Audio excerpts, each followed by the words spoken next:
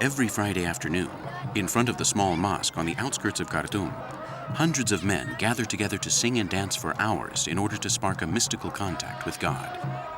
They are the dervish dancers, the Sufis from Omdurman. In the words of Mircea Eliade, Sufism is an interior facet of Islam. It's a way of life that searches for the realization of unity and the presence of God through love. Knowledge based on experience and the ecstatic union with the Creator, to whom all the love of what is mystic is addressed.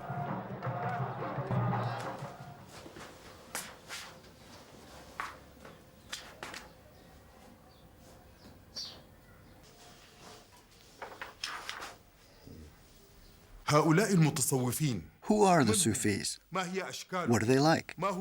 How did they cross the desert and enter the forests? How do they live in the big cities of our world? I have dedicated my time to studying the Sufis, their lives, and above all, their ideas. I've discovered a very important world.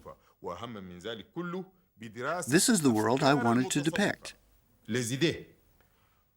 All the figures that appear in my works with their physical and mental settings, with their nights and days, with their universal vision.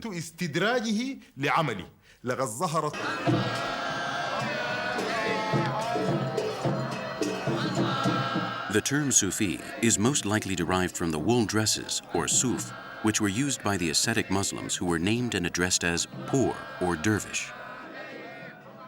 The Sufi texts reveal that the asceticism and devotional activities of the Christian monks played an important role in the birth of Sufism. But the true origin of the Sufi movement is found in Islam alone, and more specifically, in the Quran. The Sufis have always been persecuted by Orthodox Islam.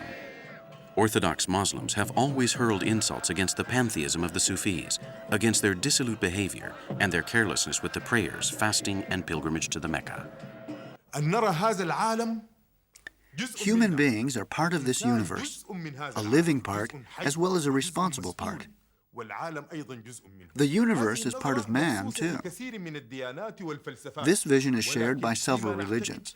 But I think that Islamic Sufism does this in the most complete way.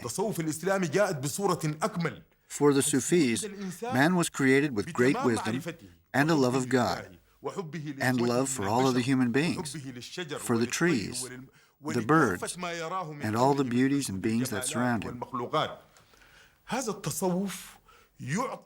Sufism gives the individual freedom and at the same time responsibility.